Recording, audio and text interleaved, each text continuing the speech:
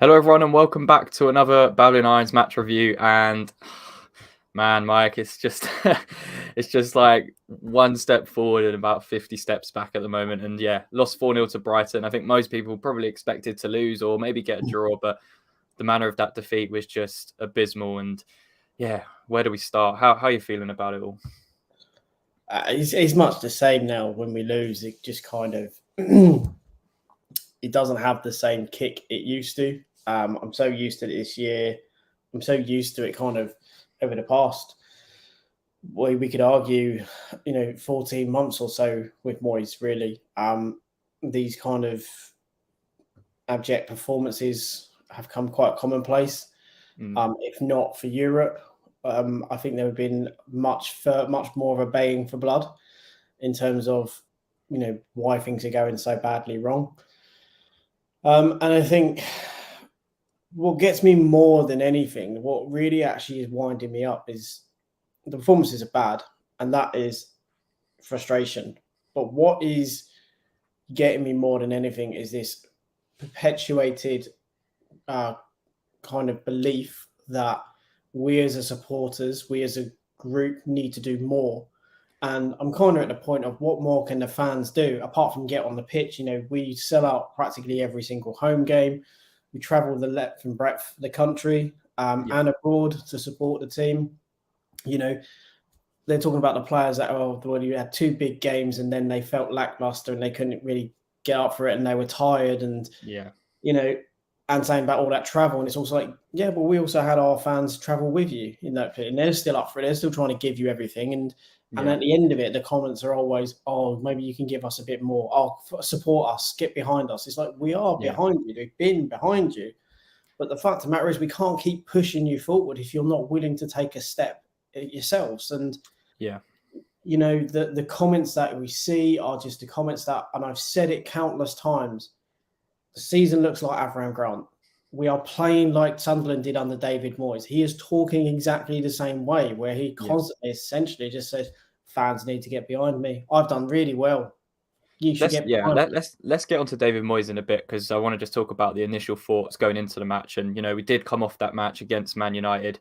I thought played really, really well. Probably our best performance of the season for that first 70 minutes. A completely different side that we'd seen the whole season. Yes, Man United rotated, but we pretty much kept it full strength and it looked like the system was working really well. So Moyes went pretty much with it again, only a couple changes, the likes of Ben Rama coming back, Fornals coming out for Bowen. And I think there was one more change as well, but I think he might have been in midfield. But yeah, it was just strange. How did you view it going into the match? Were you quietly confident, even though the recent form around Brighton has been poor and undefeated against us in the Premier League in the last 10 games? No, it's longer than that now. It's 12 games. We haven't defeated them in 12 games. So it's now, I believe, 6 wins and 6 draws that they've got against us. So the hoodoo continues. We covered the game prior. And obviously, before we start, Upton Park evening, mate. Well, thanks for joining. But yeah, I spoke about it beforehand that they're an incredibly good team in possession. If we don't go with the right attitude in terms of how we press, then we're going to get turned over. And I looked at the squad. The squad made sense, but it made sense in the point of this is what Moyes is guaranteed to go with. I thought in the first kind of couple minutes, we actually looked all right. Like we looked like we were pressing quite high again, and we looked like maybe the intensity was going to be there from the start, and it just completely got zapped out of us. That's what it felt like watching it. After about 10 minutes, Brighton played through that press about 3 or 4 times, and we kind of gave up and was like, oh, you know what? Let's just kind of sit in, hope that they just move the ball side to side and don't pull us apart. And that kind of set the theme for the whole game. I think that first 5-10 minutes, we tried to implement our own style in terms of pressing a bit higher, and we just got completely outplayed, completely, out tacticked by what Moyes was trying to do with that press, and that completely set the tone for the rest of the match. But I think it's very telling when you have the likes of Declan Rice saying that they were tactically confused about what we were doing or what we were trying to do in that game. So, you could even take it as probably that first 10 minutes we enacted our plan and then we were getting played through, and then the idea was then, all right, lads, we're getting played through, let's sit back. No, you have against Brighton, you have to take those risks, because if you take those risks, you can start to force errors on them. And there was a couple of points in the game where we did enact it properly, and we made a couple of picking up on loose passes and making a couple of chances, because obviously they push so far forward that if you can get the ball in an advanced position, they are quite susceptible, because they can have quite a few players up the pitch, like Bowen's opportunity where he took it round, I think, 2 players and then hit it directly at the goalkeeper. Yeah. But that was an example of where we held a shape well, we kind of pressed, and then we got the loose ball and then had an opportunity. But we just lack belief. And also, I think the players don't know what's being asked of them. They're caught, I think, in a halfway house. They've said it countless times. I think constantly we seem caught in a halfway house of ideas. And, for me, Moyes is a good manager. He isn't a good coach. And we are so concerned as to what we need to do to stifle a team that we have no idea what to do when we get in possession. We had, I think, 3 shots in the game, 2 of those on target throughout the entire 90 minutes. All in the first half. Yeah. The first half was a bit more evenly matched. The second half, we just absolutely capitulated and fell apart. But again, it's the players don't seem to understand what they're doing, where to be. And in a game where you're playing against Brighton, you've got to accept that you are at times going to get pressed with great level of intensity. So sometimes you have to essentially take on the pressure. And there's a couple of little moments where we did that. We were actually calm and we accepted that pressure was coming, and then we played the right passes. But as the game went on, it was just forced constantly. And to come away with, I think, only about 23% of possession isn't a surprise. I said in the preview, Brighton will get on the ball. They will look to pull us out of our shape. If we want to hold tight, we just need to hold tight. You frustrate them. You don't allow them. And if one person goes, the whole team has to go. It can't be players going sporadically. I think throughout the game. I think people, again, we allude to Moyes' comments after the game where he mentioned something about, he came here expecting not to have much possession and kind of it's going to be a different game. In my opinion, yes, fans are right to be annoyed at that, but I also understand what he was trying to say in a sense, like you are going to go to Brighton, you're going to have to give up possession. They dominate possession against even the best teams in the league. They have a high percentage. So yes, we were always going to have to concede possession, but it was what we did without the ball that was going to be really, really important. And we just gave up. Like you just see all of the players, they just did not have a clue what to do. Like you were mentioning there, they just didn't have an answer for it. And, we look at the first goal where they got the penalty and, they played some nice build up from the back and then switched the play out to the left. Matoma comes inside. I don't know what Ben Johnson's doing. Again, really poor game from him. And then Bowen kind of makes the decision to kind of go into him. Again, looking at it, it was harsh because Matoma, you can kind of see he leaves his leg in and he's waiting for that contact, but it's just smart winger play and it's naive from Bowen. And then, they get the goal. Really nice penalty from McAllister, to be fair. But at that point, just under 20 minutes gone, it's, as soon as that goal went in, watching that match, I knew exactly what was going to happen. I didn't think it would be that bad, but I thought we'd probably lose 2-0 and there was no way we were going to score unless it was like a counter-attack that we saw with Bowen, shortly after that where we could have equalised and we had a couple of moments. But other than that, it was just diabolical defending once again.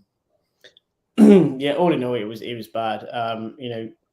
I know people say it was terrible from Johnson. He got caught under the flight. That happens to any player. He does get caught under the flight of it. And because of that, Matoma's first touch takes it away from him. And he tries to retrieve the situation by putting out an arm and trying to slow him down. But his momentum took him away from it. Then, obviously, as you say, Bowen just incredibly naive. And at that point, there was no need to bundle in. He just bundled in. There was no need for it. He got to a point where Matoma was, as you say, he was waiting for contact. He knew something was probably going to come, so he was waiting for it. And as soon as he felt it, he went down. So it was smart play because it was a foul. It's harsh, arguably, because it's not, big contact. But if it's a foul outside the area, it's a foul inside the area. Yeah. At least there is some consistency there. It is maybe a harsh one, but we deserve to concede the penalty all round for one, providing way too much space to players, and two, then just being completely and utterly naive. Mm-hmm. But it was just a tale of the game. We were terrible. Like there's nothing you can't really call out. And I'm not gonna. And the thing I think of here is I've looked at a lot of social media. There's been a lot of people saying, "Oh, Johnson didn't do this or this player." Who cares? None of them did their job. Like, let's be truthful. Like picking out one player as a scapegoat is just allowing other players off. And quite frankly, they were all poor. Declan Rice was terrible. Again, it doesn't help that he said he was tactically confused. But when your captain is turning around saying he's tactically confused, I am telling you, this is what happened with Avram Grant. The players before the game would turn around and say, scrap everything that was said. This is what we're doing. It's getting to that point where the players have no concept of what they should be doing, that then they can't, but they don't even have the nous on the pitch in which to come around and say, right, lads, this is what we're doing. Yeah. We're meant to have a leader on the pitch. We're meant to have several leaders on the pitch, but those players aren't leading. Yeah. The thing is now, we'll get to this in a bit, but I just want to touch on it while it's in my head. We're 2 points off the bottom after Southampton won. That we are 2 points from 20th with 13 games left to go. We have European football.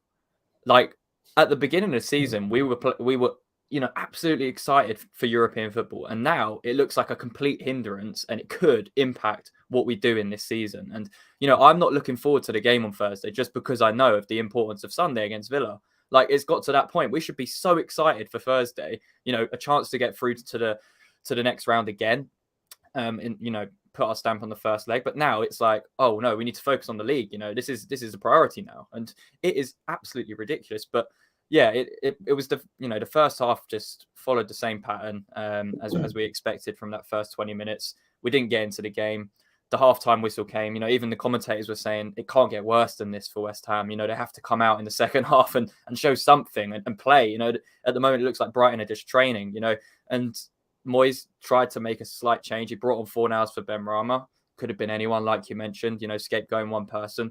But people were saying, why has Ben Rama been taken off? I thought he was one of our worst players, to be honest, in the first half, but a lot of them were poor. So it was then like, okay, is Fornals going to change the application of this team? Are we going to press a bit more? Are we going to try and get back into this game and give it a go? Because when we've gone behind before, we have done that. But we didn't on Saturday. We really didn't. It got worse and progressively worse. And then 7 minutes into the second half, an unbelievably ridiculous goal to concede. People were scapegoating Johnson for that. Yes, he completely left his man and he is responsible for that goal. But Paqueta on the near post. Did you see Paqueta on the near post? Just went like that and left his man. No one's mentioned that. And that's what's annoying me. Yes, I was really critical of Ben Johnson in that goal, but no one's looking at Paqueta. No one's looking at what he's doing on that corner. And it's like, it's such a simple thing to mark, and he's just completely left him just because he can't be asked. Like, it just really annoyed me. I don't know. What was your thoughts on that goal? It was just a terrible one. Considering we haven't conceded a goal from a corner in about 110 attempts, if not more, I think. And to concede as we did was just laughable. Just the whole setup. Everyone seemed to be at the front post. There was one player at the back post for Brighton. He was left unmarked. That was Johnson's player. Johnson should have been aware of him. But again, the player's on his shoulder. So the other thing is if he's on his shoulder, who is around Johnson, reminding him to look over. Johnson should be doing that job. But again, he has to do that. He has to take responsibility for that. He has to. He does have to. But again, you've got a goalkeeper in there watching it. He's also should be scanning around and saying, drop back on him, to remind him that the player's there, making him drop onto him. Yeah. Again, as you say, we had so many players at the front post. We left that 6-yard area was blank. It was only Johnson was there. There should have been at least 2 players. It wasn't a zonal mark. It wasn't even a man mark. It was just a bunch of players just scattered around the area, just doing not very much at all. Yeah. And it was just an absolute mess of a team. And what I saw, I know people were just saying it's because Johnson's not good enough. I know people are starting to say this, but also it is a player who is devoid of any confidence, beaten out of him by a manager. And there's a reason he won't sign a contract. It's got nothing to do with, not wanting to play for West Ham or not wanting to be at West Ham. There are other factors behind it. So it's as simple as that. There's a reason he's not signing his contract, and people trying to say that it's because he's not a decent player. It's absolute bollocks. I'm sorry. It's bullshit. He's a quality player. We saw that last season.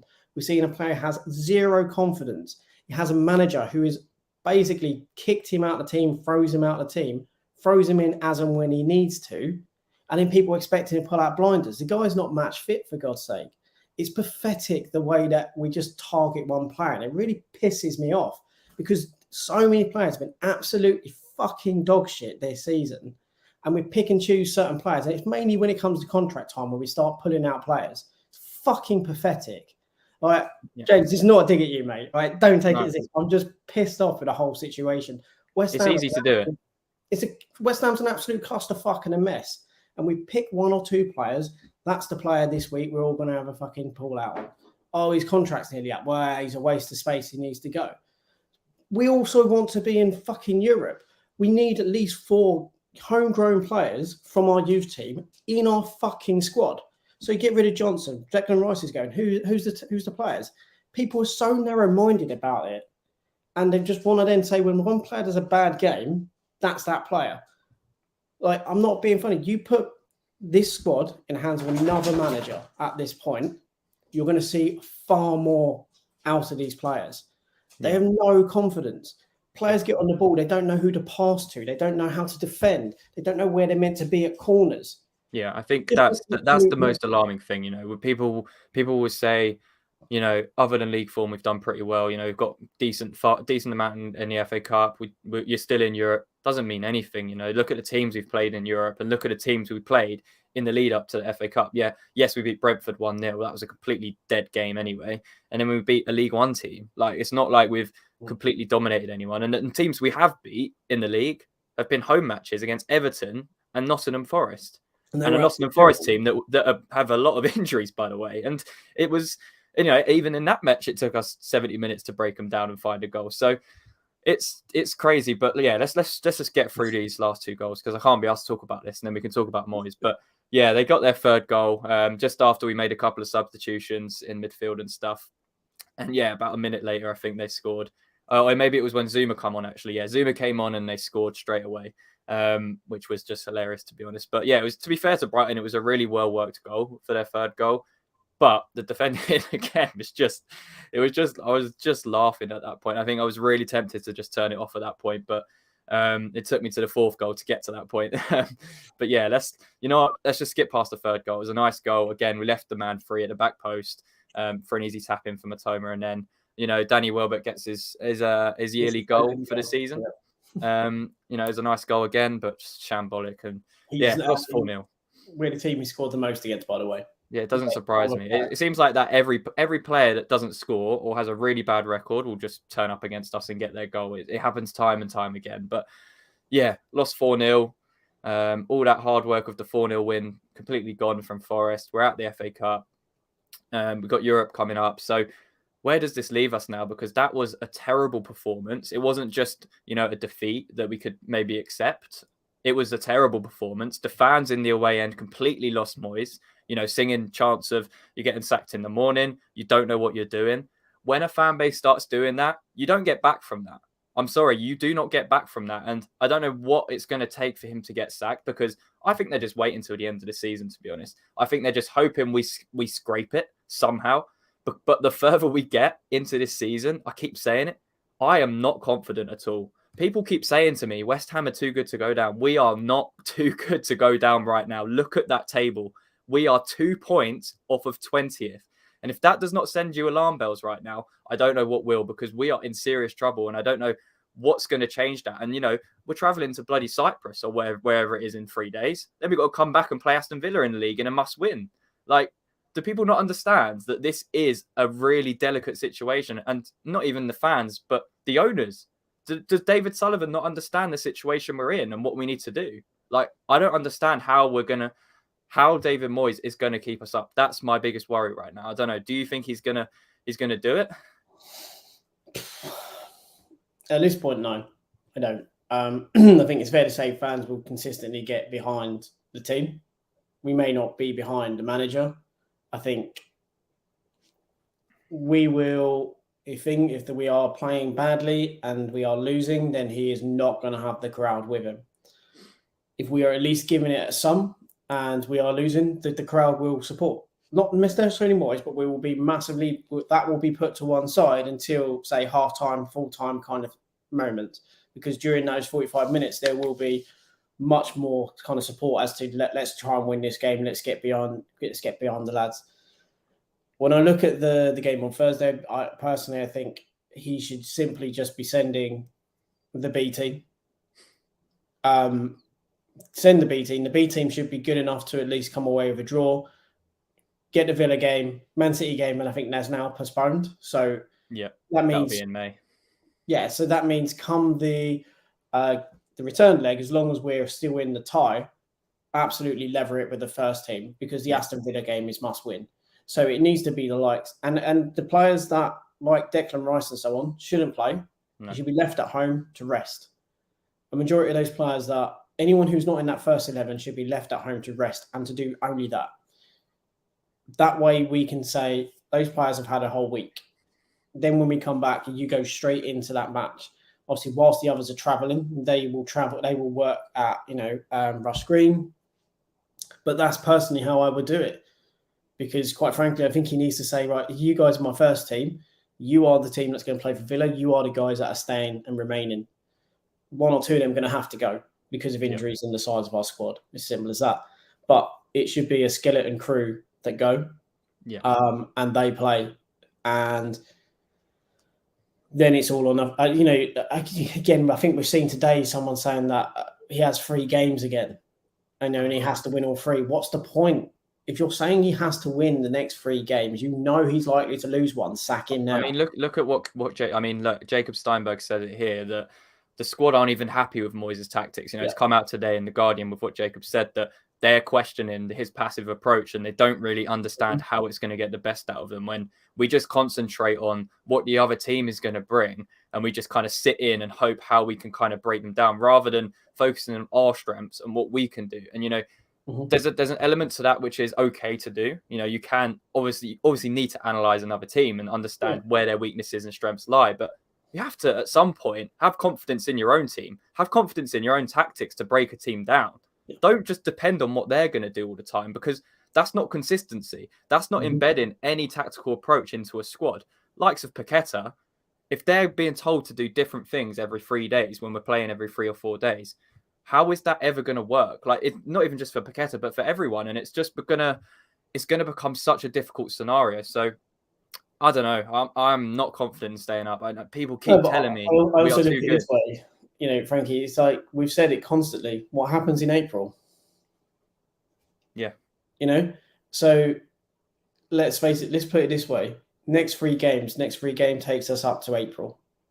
So that's the last 2 months. That's a point where all and sundry can finally leave without any penalties. Now, they could then maybe look to, and we've seen it in the Sun, apparently, 2 conflicting articles. One, and again, I know this is not on the game, but who cares? The game was shit, right? I'm not even going to be analytical, objective, subjective. I'm not even going to bother with that today because I just can't be bothered with it. Truth of the matter is, we are going to be in this state until the end of this month, until we get to April, where there's going to be some moves one way or another, whether that be David Sullivan, as per the Sun, trying to suggest that he's willing to buy David Goals, or he's got first option of David Goals shares or not. Truth of the matter is, why would he buy them? Only reason for him to buy them is to have a 50-odd% share. That means nothing to him, other than obviously gives him control. He's already practically got control. But the truth is, it has no financial benefit for him to buy those shares. The price of the club is agreed, I think, up until 2024 with David Krasinski. So the truth of the matter is, it makes no financial benefit for him to actually buy that. He's not going to make a profit. So he's better off just letting Sullivan Goals shares go and hoping he can hang on in. And then when someone else comes in, he can then claim a profit on his share. Yeah. Because maybe we elapse the David Krasinski terms and agreements on a kind of sale price. So then he can try and make a profit on his remaining 30-odd%. So there's also rumours with Daniel Krasinski. He might be, buying the shares as well. And that's what I mean. It's if he takes that share, the only reason he's buying that share is to take control, because he's had enough of being told or being forced to accept the route in which we're going.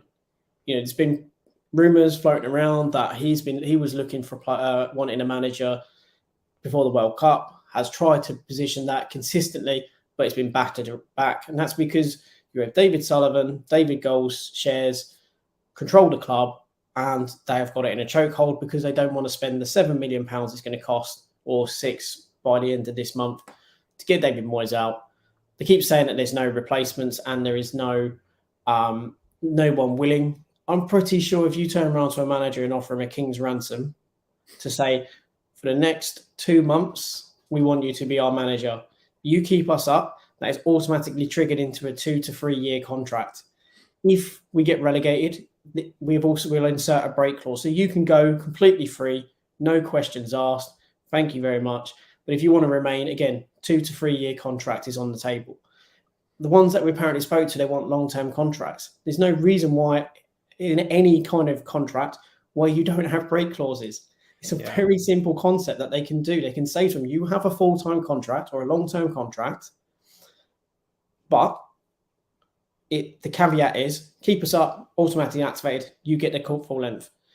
You also have a break clause and you can go if you want. So I think we need to be careful with that. It depends on the manager we bring in. If we're giving someone automatic trigger of 2 to 3 years and they've just kept us up and we're not playing great, then that's the point. Again, could be very sour. But they're saying that there's no manager out there, or there isn't the right manager. There's so many managers. There's just, in their eyes, there isn't any manager because they don't understand. I mean, it's the fact of the matter is, if you go to find the manager you want and you make that proposal and you're offering them a good wage for that period and potentially a bonus for keeping you up, whilst they might go, I'm not particularly keen, but if you're also saying you've got a release clause, if we get relegated, you can just go, nothing, don't worry about it.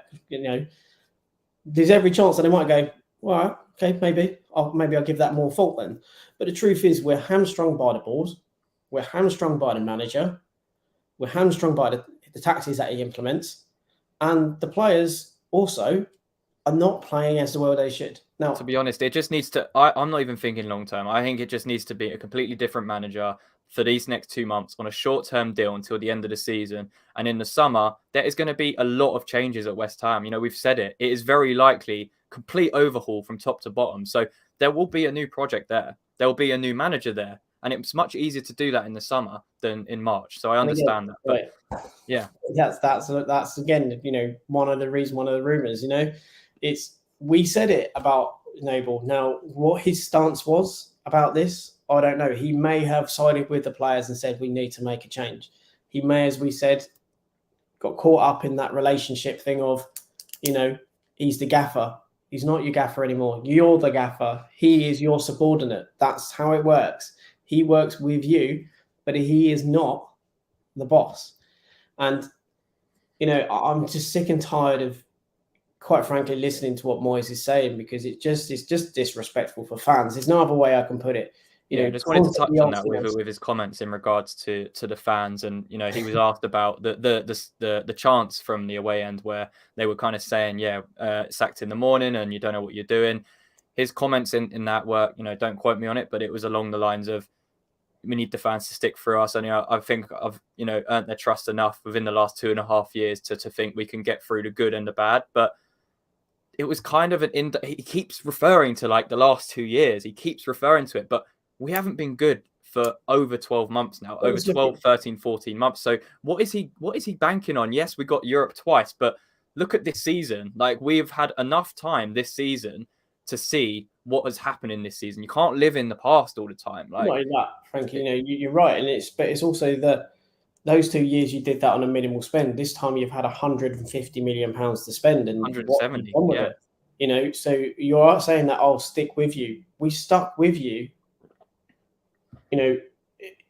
And the truth of the matter is, sentimentality in football is what kills it. And this is what Moyes is hoping on, is sentimentality to keeping him in the job. Because tactically, let's walk away from the tactics stuff.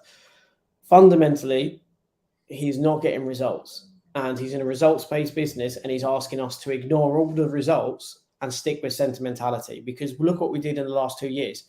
Well, in actual fact, if we're going to be brutally honest, what did we do in the last 2 years? We went from a relegation team to having a really good season to qualify for Europa League, Could have finished top 4, but you didn't want to spend. The next season, we went and spent a bit of money.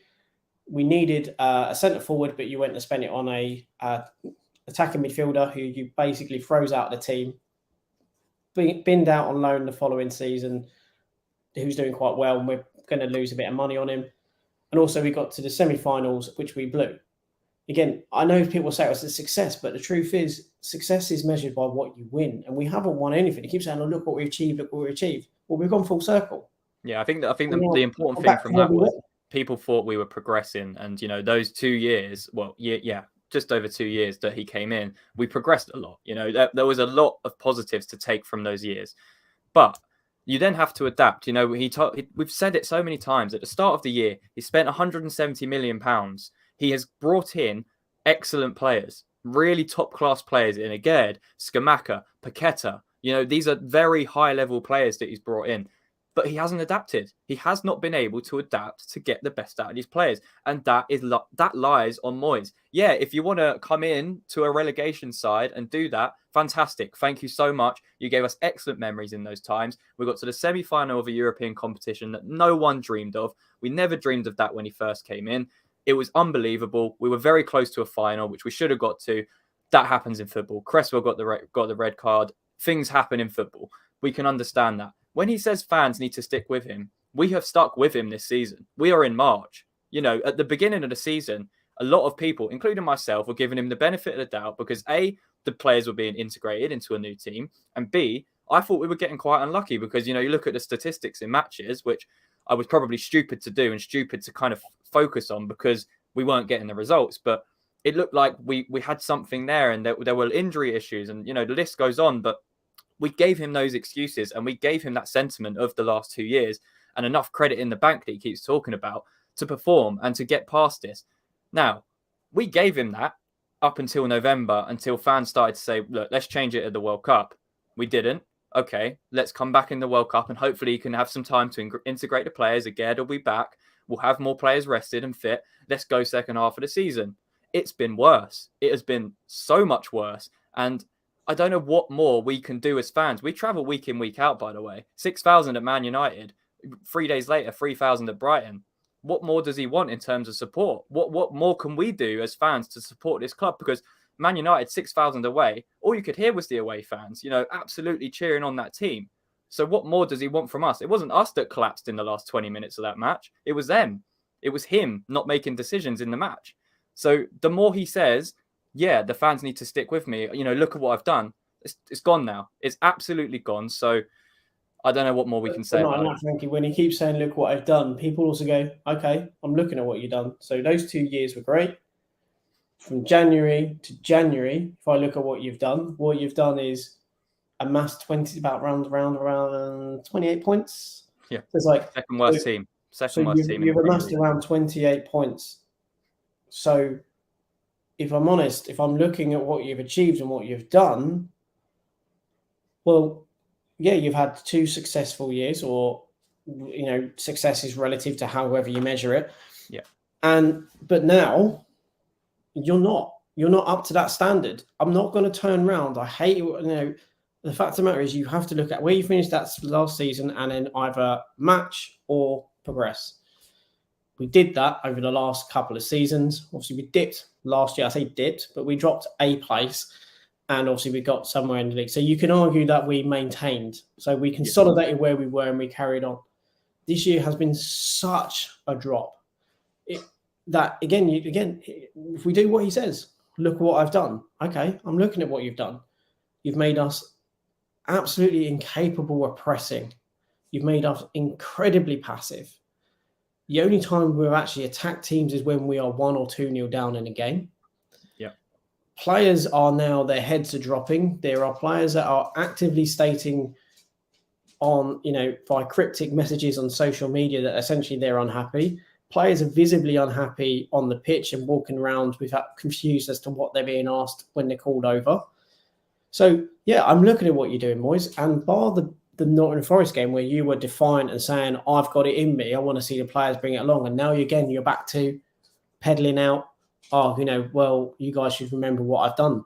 It's basically saying that we should be thankful to him that we should have no right to question him. It's the arrogance of it. And I said this, I said it right near the start of the season when we started playing badly. You said no, but I said to you, we're playing like Sunderland. We're going exactly the route as Sunderland did. And if you just play back that season, you look at Moyes' comments, you look at how they played and how we are playing, it's exactly the same. Yeah. And then you have a parallel with Avram Grant. And yet he still has the audacity to tell us to keep the faith. We've seen these patterns happen before. We're not just knee-jerking. We've seen what happens when these kind of results come out. Players are walking out on the pitch as they are. We've seen this happen in other seasons under other managers. We know full well what can come of this. I mean, look at David Moyes at Sunderland. You know, it wasn't just the fact that he took them down; it was the comments he made and what he did with those players. You know, I think Sunderland fans, look, correct me if I'm wrong, but they were pretty happy with how things were left with Sam Allardyce. You know, they had a decent squad going into that next season, and the way he treated certain players and throws players out is very, very similar to what we've seen with the likes of Fornals this season and other players that have just not played. And, you know, his comments in the media, people will say, no, he doesn't. But his treatment of Benrahma in the media, yeah, it's very, very weird. You know, he'll keep saying the same thing about Benrahma, even if he has a good game. And it seems like he has his certain agendas. And yeah, as David says, Davis says here, Moyes loves to gaslight the fans. And it's true. You know, when things are going well, it's very easy to absorb all that in. You know, fill up that arrogance, fill up that ego. As soon as things start to digress, oh, look what I did. Look what I did for this club. Look what I did for you guys. It's not good enough. Look at what you're doing now. It does feel like that. We should be thankful of what's been achieved and therefore just toe the line, know our place, and just sing happy songs on the sidelines when we're 4-0 down and players are just walking around, well, where they might as well just be training codes. It's just the fact that there's no real responsibility. And I felt for Declan Rice because he's been called over hot coals for a comment that he made, and it's really short. But basically, he was talking about the pundits and people talking about West Ham being a relegation fight and saying that I have no interest in what they say. I think the problem is because of the follow-up comment was if they were experts, they'd be on the pitch. Yeah. It's just a frustrated player who's getting asked the same question again and again, who just is frustrated at the club, frustrated with the manager, frustrated with the tactics, frustrated with the loss, frustrated with the same questions. And he just kind of gave a bit of a probably too honest an answer, framed in not in the right way. I'm really surprised fans took that the wrong way. You know, fans thought that was about them because it was clear that he was just talking about like the trolls and the people that think they know everything and are easy to target. The joy of the edit, mate. It's a great way to take an entire interview, and we all do it, take it out of context and then to jump on it. Fact of the matter is the fans wanted people to have a go at. And, you know, certain players that were, there was Johnson in particular. Obviously, Rice got pulled over hot coals. Again, in the last 2 games, hasn't shown himself in the right light really either. And, you know, but there's still players who get away with things. You know, Bowen gives away a penalty and he's still just, nothing really gets said about it. Was pretty poor throughout the game. Again, it's just certain players get away with it. Other players are targeted. You know, and that's the thing with that second goal. Sorry, Mike, but the second goal, Paqueta. Look at Paqueta in the goal. Everyone absolutely went at Ben Johnson. Yeah, right. Not rightfully so for what they say, but rightfully so in terms of he was at fault by leaving his man. But Paqueta's equally at fault because he loses the initial flick and he just leaves his man. No one's mentioned. I have not seen one comment about it. Yeah, I've seen one mention it, but again, this is why obviously we haven't done it this time round. Why we started to kind of show the sequence of a goal kind of thing, and why we're breaking it down, because to make the point of there are always and most usually 3 or 4 individual mistakes or decisions that someone will make or player or the collective will make that result in why you concede your goal. Obviously, sometimes there's absolute individual brilliance, but again, you can still say there are mistakes because there's missed tackles and so on and so forth. But at the moment, we just look devoid of any direction, and that's coming directly. Now it's coming from the top, and unless someone actually takes the reins and takes control of the situation, we're going to continue to spiral. And as I see it, we're going to continue to spiral until April. If Krasinski enacts, his option to buy more shares, because I know people are saying that he can, David Sullivan has first say. Krasinski also has the rights in which to buy shares at an agreed price from David Gold and Sullivan, their kind of piece. So again, he has an agreed price. So ultimately, I personally don't see Sullivan doing it because there's no financial benefit in it for him. Yeah. He could also really, if he wanted to, sell up his 50% keep a very small percentage, sell up to another investor, and then go and invest it, say, in Cardiff, which has always been his dream to own his boyhood club. West Ham are not his boyhood club. That's why he doesn't care. Like, he's never been West Ham. Anyone who says he came in 2010 because he wanted the London Stadium. You know, he said it when he very first came, his very first interview with Gold and Brady. He wants that move to London Stadium. It's one of his big things for the club. He wants to transition this, that, blah, blah, blah, blah. But the matter of the fact is exactly what you just said, Mike. He doesn't care. You know, he just wants to get through this season, try and survive and sell. He's at the point now where he's ready to sell, I think. But if we go down, I genuinely fear for this football club because there is going to be a complete mess come the summer when it comes to the football club. Not just in terms of the ownership, but the assets we're going to have. You know, we're going to have to sell a lot of players, and it's going to be very, very interesting to see how we approach it. Well, if we either sell a lot or we sell two players at a very high price, put the rest out on loan, and hope that we go straight back up, and then we can. I don't think players will want to do that. I don't think players will want to go. I don't think players will want to do that because I think if we go down, I think Sullivan probably stays because he doesn't want to be known as taking us down and not bringing us back up, and also his share price dwindles again unless he sells in April, unless he finds a buyer that is willing to buy the club in April. It's as simple as that. He doesn't care about West Ham. West Ham are not an importance. The only thing he wanted was to get West Ham to the London Stadium because the London Stadium meant that West Ham's value as a football club went through the roof. Yeah. Not only would that go through the roof, he was hoping then that it would be such a financial mismanagement that it would then be handed to the club. It has been financially mismanaged, but because of the terrible relationship he has with them, and only now are they trying to bridge a gap with Sadiq Khan, who also has a part to play in what goes on London legacy. They're still hoping it gets done and it gets handed to him. It won't. So he's not going to get the near 1 billion value they always hope. They valued at 800 million. They've got an agreement for 650 million. They're so off it. Yeah. And the truth is they wanted to get the stadium. They wanted the London Stadium as well. And then it was all about selling once that clause went. Yeah, and absolutely. The fact is, if Krasinski hadn't come in, they would have been in trouble last season. Yeah. The season before, just before COVID hit. If Krasinski not come in, they would have been up a creek without a paddle. It's no two ways about it. And if anyone, again, if you didn't know Sullivan was a Cardiff fan, there is an old interview from him. It's even pinned on my profile as part of a thread on the joke that is David Gold and Sullivan's reign at West Ham. He even says, his idea of buying, when he was on about selling Birmingham, or if he sold Birmingham, is I'll probably look to buy a club in London because of the commute.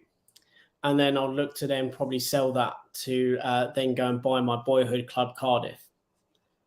And all of this talk of he's a West Ham fan or he was a West Ham fan was always rubbish. And the fact West Ham are where we are is because he's not invested in the club. If you're invested in the club, you invest in facilities, you invest in a data and analytics team, you invest in a scouting team. You adopt the structure of the best clubs if you want to be with those best clubs. People just need to go and watch our video on that where we completely, analysed everything. Yeah, you can't turn around and say that you want your team to be playing Champions League football in 5 years and then not set the structure up in which to be able to compete at that, not only at a financial level, but at a backroom level and then on the pitch. The fact of the matter is we don't have the backroom level. Yep. We certainly don't have the staff in which to support that. And whilst we have elements of players that could function at that level, others that don't. And because we haven't invested properly throughout the years, we are where we are now, where we've gone through this traditional transition season, which people have said quite a few times, which has just been a bit laughable, really, because to make it, working on the assumption that next year isn't going to be another transitional season because we have I think there's a big difference between transition. There's a big difference between transition and being 2 points off the bottom with 13 games left. So Exactly. Yeah, I mean, That's why we've allowed it to get to this point. It's this perpetual thing of it's a transitional season. Players need to embed. The manager's looking to embed them. It's not his fault the players ain't up to task. yeah, I think we're starting to see now that, players probably aren't up to task because they have lack of confidence, don't understand what they're doing. But worse than that, we have a manager who doesn't know how to get the best out of them and hasn't adapted to the league as it has changed over the last year and a half. Because since January, the league started to change and develop into what it is, which is why we have struggled. It's why Liverpool have struggled because they didn't adapt. They didn't see the signs over the course of the tail end of last season to this season as to, I need to bring more pace into my team. I need to, again, work out to be maybe less all-out press because teams are actually a bit more willing and accepting of teams that play high-pressure football and can start to play through it. Teams that haven't adapted have struggled, and we're one of those. Yeah, it's just where we are. Let's look at, just before we end this, let's look at what comes up now until April, because we do have that gap with the Man City game now. So we have the Europe game on Thursday, which we'll definitely preview on Wednesday, which you guys will be able to check out. Then we have Aston Villa on the Sunday, and then we finish with Southampton at home as well. So is there any leeway now in terms of Moyes? What do you expect from these next 3 games? I know we mentioned about, playing our B team on Thursday, getting at some sort of result, and then coming back next time. But what do you think from these next few games? If he doesn't win the next 2, gone. He cannot stay. Draw is not good enough. It's as simple as that now. The next 2 games in the Premier League have to be 3 points. Yeah. If they're not 3 points, goes.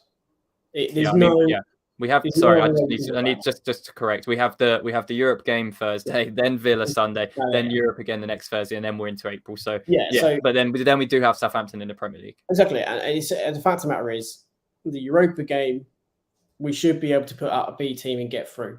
No disrespect, but we should be able to do that. We've done that. They will give us a good game. There's no two ways about it. They're going to be up for it. But we should be able to at least get through that to bring it home so we can put in maybe a stronger team to then go through. Yeah. But we have to prioritise the league. And now I've said throughout the entire time that I want us to just put all of it into the league and into the cup, into the Europa Conference. It's now at such dire straits. It's like, you know what? Let's just get through. We need to get through the season now. There's no point winning a cup and getting relegated. I know some people go, I've never seen us win a cup. It'd be great to see that. I've never seen us win a cup. But the truth of the matter is, if we win a cup and then get relegated, the players that we got are not going to hang around just so they can play Europa League and Championship. They're going to be like, no, I'm not playing in the Championship, even regardless of whether you got Europa League Europa League football next season. Yeah. I ain't hanging around. So what we're going to do, we're going to go into the Europa League, get embarrassed week after week with a Championship team. There's no point winning that cup if we're not in the Premier League. It's as simple as that. Because then the players that are not necessarily going to be happy with this season, like Paqueta, Scamacca and so on, you can at least say to them, all right, look, it's a summer. We've had a terrible year. We're in Europa League. We can go out and get some better players. Yes, Declan Rice is likely going, but we can use that money to invest in some high-quality players in which to improve the overall depth and quality of our squad. They're at least going to get Europa football, so they're going to be a bit more forgiving. One thing as well is that Conference League final isn't till June, so we'll know if we're a Premier League team before the finals even played. So, and this is what I mean. It's just the whole thing just shows of a team that has a club, not a team, a club that lacks any sense of direction, any sense of idea. The only thing that is going positive is that the women's team is doing fairly well, and the under-18s are absolutely killing it. So the one thing is you can at least say, well, if we go to the Championship, we might see some of those young lads coming through and giving a chance. That would be something positive. But again, even that, these lads are clutching at straws at this point, isn't it? No, but exactly. Those lads are smashing it, but they're not even getting rewarded over the players that are playing terribly. So again, it's like we don't even have anything to really clasp onto, because at least if you saw one or two of the young academy lads coming through, remember, I've seen this in relegation fights when Freddie Sears was coming in. Wasn't great, really. He scored on his debut. Nearly scored, I think, in the next game, which was Everton. But after that, didn't score. But again, it gave the fans a bounce because it was a young lad. It was one of our own on the pitch. Yeah. And those kind of things help the fans Absolutely.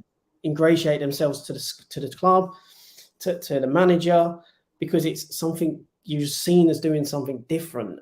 And whenever we've seen a youth player, it's just lip service. So Yeah. I'm not saying we're chucking youth players. It's just an example of how managers in these points look to other areas of the club in which to try and enact some inspiration, to bring something in that's fresh. And because we didn't go in January, we probably should be looking at that to bring in something fresh, but we're not. Yeah. So I think that's the main thing, isn't it? What fans will say, we can say as much as we want, but trust me on this one, we will not change that manager right now. It does not matter what happens, because if we go and win on Thursday night and then lose to Villa on Sunday, it won't matter. They'll say, oh, let's see how we do on the return leg in Thursday, and then we've got a bit of a gap to April. Hopefully he'll get a few players back and be able to change a few things. He won't change it. He will not change it.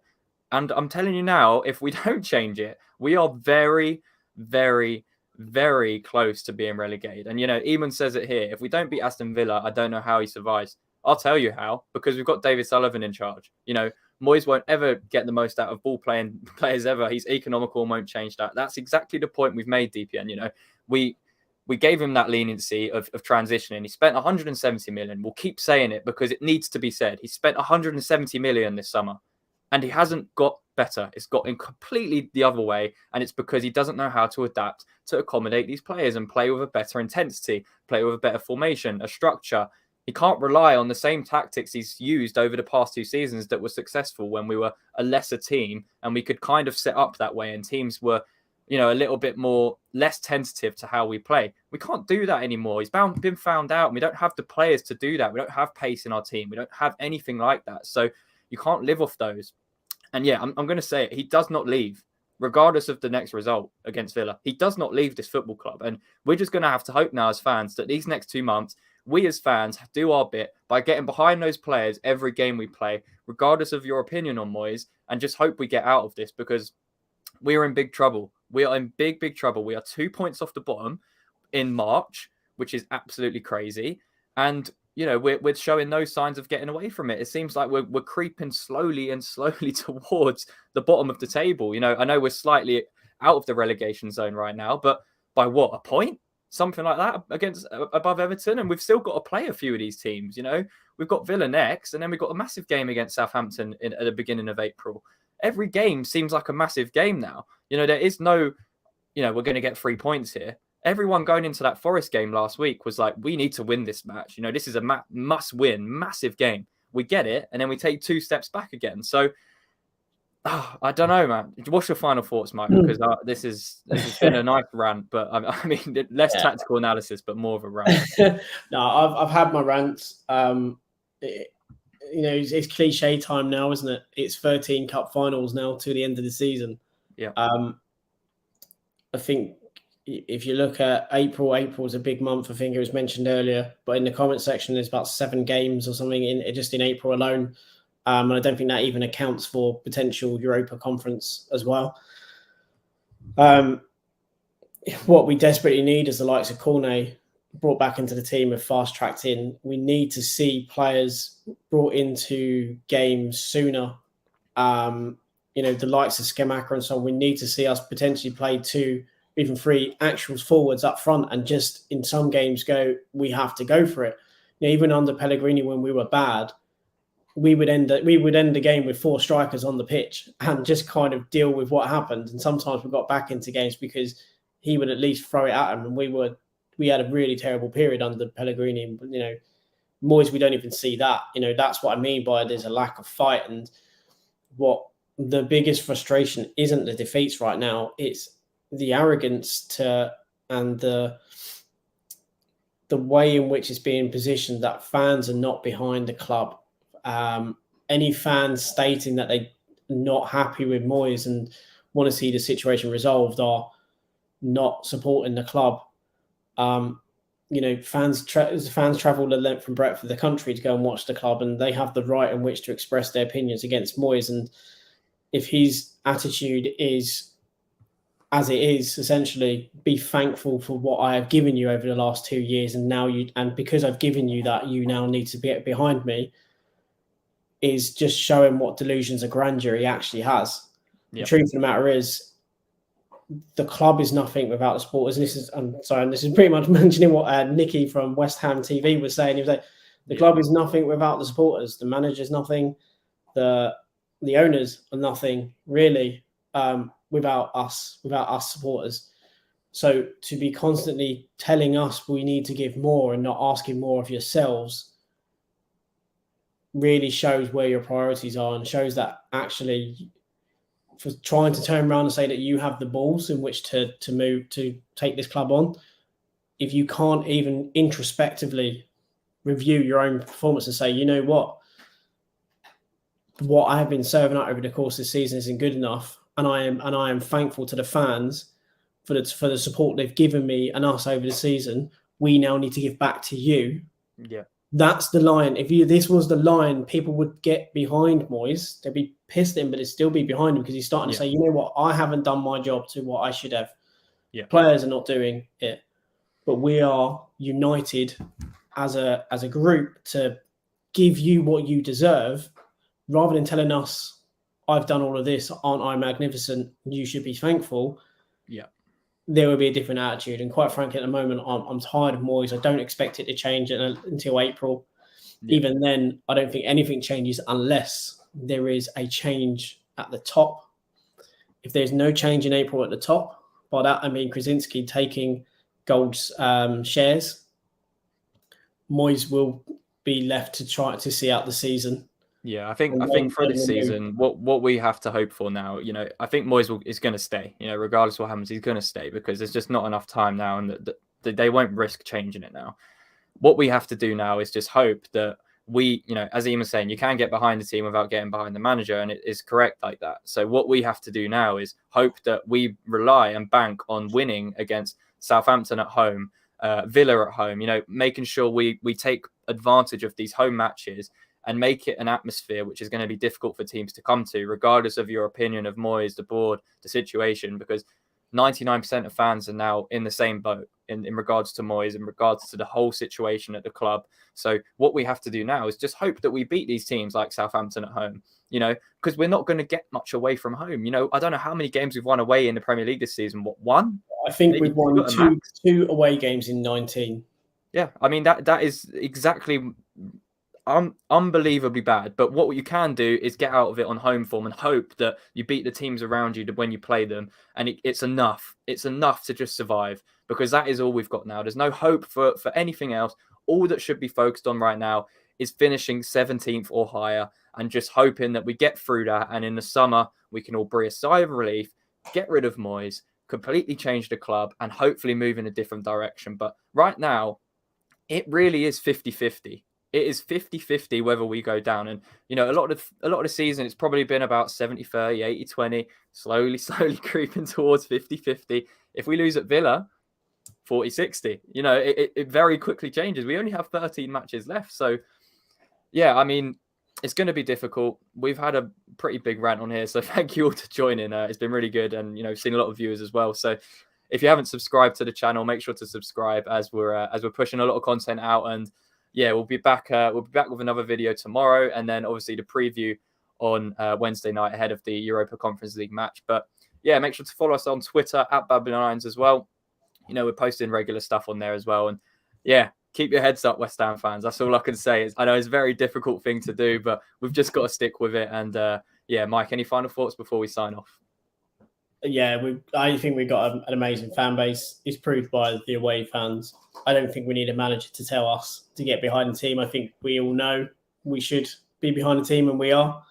I think we are being less tolerant now of excuses, because excuses have been what's been given to us all season, and we now want to start seeing people taking accountability on the pitch, off the pitch, and see the club start to turn a corner, because at the moment we're not. And I think some of that is because people are not taking the right level of accountability at the club, and essentially pushing the can down the road and placing the blame on others. And I think that's, as an entire club, from the board to the manager to the staff to the players, there's very little accountability and at the moment.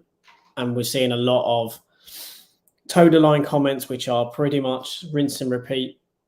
If there was some honesty, even if it was to say, look, I'm not happy with the fans calling out the manager, but to Bruce be told we're not being good enough, and I need to take stock of my own performances because I haven't been there. So,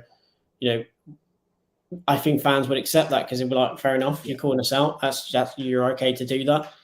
But if you're taking responsibility for your own sake, saying you need to improve to ensure that those fans know you are with them and you're for them, that's it. West Ham fans just want to see players that battle and give something. If you're not playing well, at least look like you were willing to run through a brick wall. Because most people, given the chance to be in their position, would love to at least just to try and run through that wall. I think we're there as supporters, we're there as a fan base behind the team. But as a club, I think we're struggling to support the club beyond the team. And we want to win those games, and we will give everything we can to try and help them win. But we also need to see something back. It's about time we start to see some of our support given back to us, and the results to start to change. Yeah, I mean, the next 4 games are pretty critical for us now. It's not even, it's important, it's critical. We've got 2 Conference League matches, and we've also got Villa and Southampton at home in the Premier League. So we have to get 6 points from those Premier League games, and we have to go through in the Conference League. That's it now. That's the point it is in terms of trying to turn around this, back end of the season and going on a bit of a run and, hopefully getting away from that relegation zone. But yeah, as always, thank you very much for tuning in today. It was a bit of a longer stream, so I hope you guys enjoyed it. And yeah, we'll be back tomorrow with another video as well. So make sure to subscribe to the channel, leave a like on the video as well, as that is very much appreciated. And Mike, until next time, come on, you Irons.